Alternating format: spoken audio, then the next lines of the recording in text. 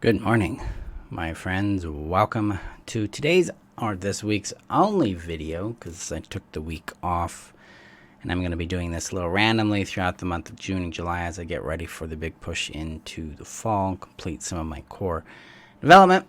But today I want to talk about triggers and rational emotional responses and the difference between the two because we're often getting them confused in our healing. So if you're new to me, welcome. I'm Marshall Berkshire and I help codependents rediscover their well-being and their happiness after narcissistic abuse and help them accomplish that by healing the trauma bond, by coming to know, love, and live who they are, and by helping them create happy, healthy relationships in their world. Before we get started with today's topic, I've got to share this out to the community. The community is your safe haven here on the internets. The link is above on Facebook. It's below on YouTube. It's where you can find guidance, tools, and support in your journey beyond codependency and narcissistic abuse, back to yourself, back to your well-being, back to your happiness. And so I'm going to share that here. Again, the link is above on Facebook, below on YouTube, in the description, and if you're on YouTube, hit that subscribe button, my friends. Thank you for being here. Let me know how you're doing in the comments and what you get out of today's training.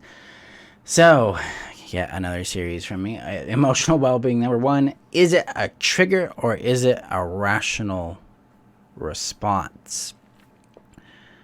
So, well, first of all, where does this come from? Why are we doing this? A lot of times for the codependent, the person that is in the fawn freeze loop, they're trying to fix themselves. They're trying to figure things out. They're trying to become ideal and perfect. And so they go out and they read self-help books. They watch videos like this. They run out into the world and get therapy. And a lot of times they're impressed. What's impressed upon them is that what they feel in response to something is a trigger. That everything that that individual is feeling in response to what's going on or not going on is a trigger, and that must be resolved for you to be healthy, for them to be healthy, for them to be happy. To be blunt, this is bullshit. A trigger and an irrational emotional response to a situation are very, very different. So let's define trigger. In my view, from where I come from, my training, my experience, I look at a trigger as an emotional reaction to a situation that does not comport with what is being perceived. Okay? So, if I have an emotional fright towards someone, they show up and they're being normal, they're themselves, they're healthy, they're safe. I'm, built a secure bond to them, and I have an emotional fright towards them because they say no. I am having a trigger reaction. I am having an emotional response to a situation that doesn't comport with, that the emotional response doesn't comport to the reality of the situation. In other words, this doesn't make sense for what's actually going on. That doesn't mean the trigger is irrational or nonsensical. It's actually quite rational. It's that the brain perceived something a certain way and then had a reaction to it in that context and not to actual reality at that point in time. So that's what a trigger is. It's something that's activated in us by something someone else did or didn't do that is also in the context of them being safe, normal, innocuous. It's not actually something bad going on. One of the big examples of a trigger in my world is when people suggest something else instead of what I suggested. It's one of those things that happened to me growing up, is that I was always replaced by someone else. And that is not a rational reaction to that actual situation, but it is a rational reaction based on my history, my biography, my context internally. And so I put that in check. I'm like, nope, that's reasonable. It's normal because I'm included too.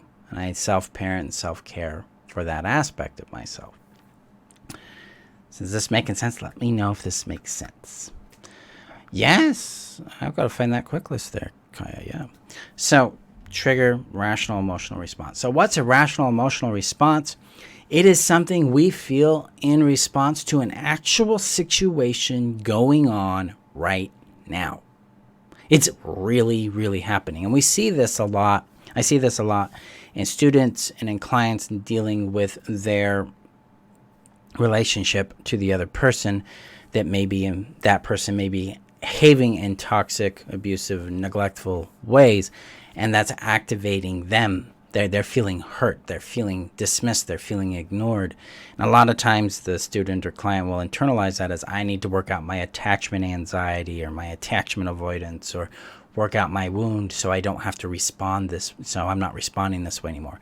In reality, they're having a rational emotional response to the way they're being treated by someone else whom they're very close to, whom they love, whom they have an attachment to. This is not something we have to fix. It's something we have to understand. It's something we need to bring into our consciousness and go, what is this trying to tell me about the situation? What is going on?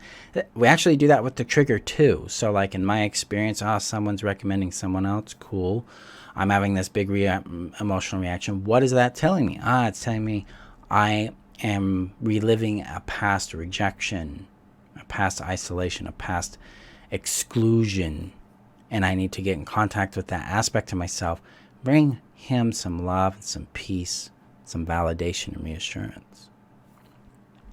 Well, if I'm having a rational reaction, then it's more like, this situation needs to be dealt with.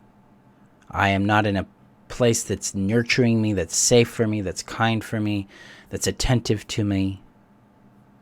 Instead, I'm in a situation where I'm not being loved. This has to be understood.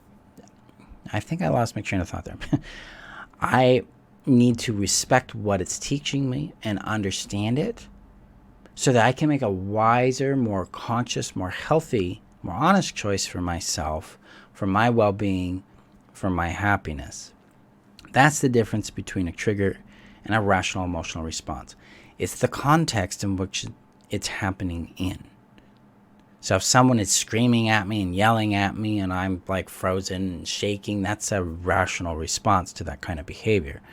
But if someone says, no, Marshall, and I'm like, then I've got something to look at, because that's actually a trigger.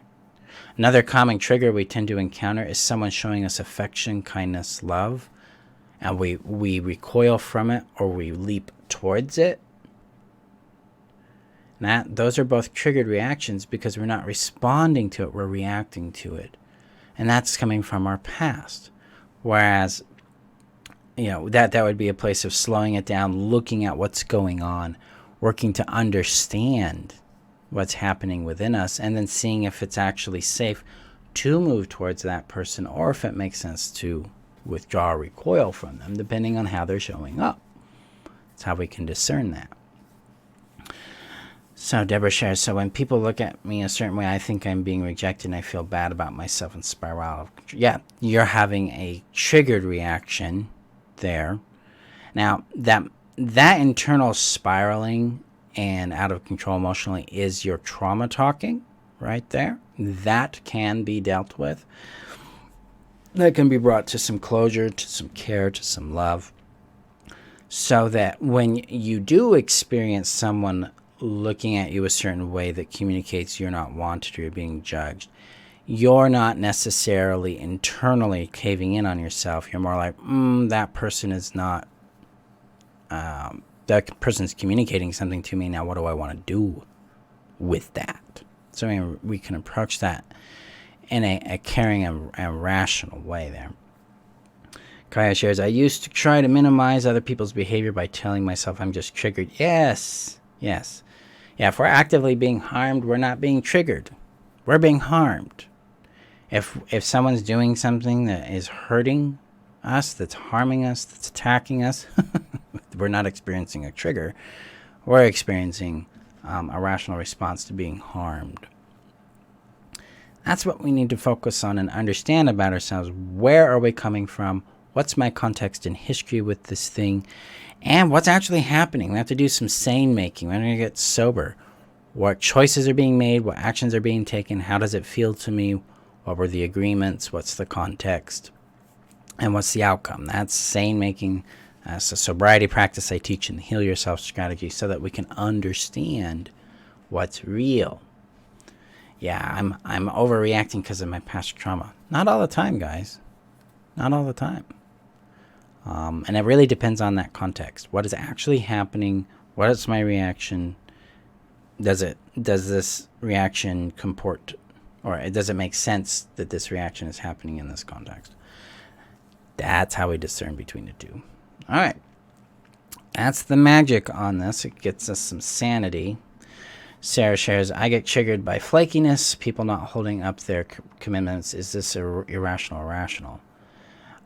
Depending on the intensity of it, it can be a non-rational response to that particular person. There's got to be more context around it. If they're chronically flaky and you're activated on that, look at your history. What is your relationship to flakiness? What was it attached to? Where and how did it impact you and lead to harm or hurt that's been unresolved in you? And I would go there first. But if they're not upholding their commitments on a chronic basis, that person's actually not holding those things up. I wouldn't say that's a trigger. I say that's a problem in the relationship. There's a serious lack of integrity there. I'm a little cautious on flakiness because certain brain types don't track time. Time doesn't exist for them. It's called time blindness. People with ADHD have time blindness. They don't understand a relationship to time, and so they lose track of time, and thus they don't show up on time. They're not able. They have an intermittent pattern in keeping things consistent because of how their brain processes time and relationship to themselves. Now, for you in that emotional state, it's about understanding how that's impacting you, or how it's impacted you in the past, and bringing yourself some compassion, legitimization, and understanding so that you feel seen, valued, and heard in that, and that you're not gaslighting yourself. Because that pain's still legitimate, guys. The pain in a trigger is still legitimate. It's still valid. It's still real. It just may not comport to the current situation. It may not be actually related to that. It would likely be related to something in the past, and that needs to be met. It needs to be acknowledged, legitimized, and integrated with kindness and compassion. So, yeah. So yeah, Deborah. Oh, yeah, good distinction. Being harmed versus being triggered. My brain denies the harm. Yeah. Well, yeah, we're going to do that. That's kind of that fawn response that we're conditioned into to avoid things and to avoid losing their love or their connection, to avoid more of it, things of that nature. Yeah, you're welcome, Sarah. Very, very welcome. But yeah, when we start discerning between our triggers and our rational emotional response to a situation, then we become more responsive. So in the Know Yourself strategy, I teach y'all about this concept called reactive spaces and responsive spaces. Reactive spaces come from triggered states that come from past programming. They come from shoulds, musts, do's, won'ts, can'ts, and have to's. So it's this programming apparatus that drives our behavior.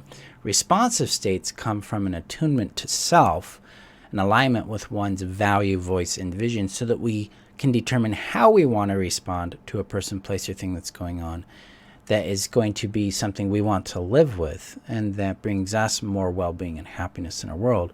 And that's really what we're exploring here. We've got a reactive space, responsive space, triggered space. Triggers fall in reactive space, emotional response to a situation that we're being hurt or harmed in, rational response. That's a responsive space there. So yeah, I just wanted to bring that up because this comes up frequently with students. It comes up frequently in the community.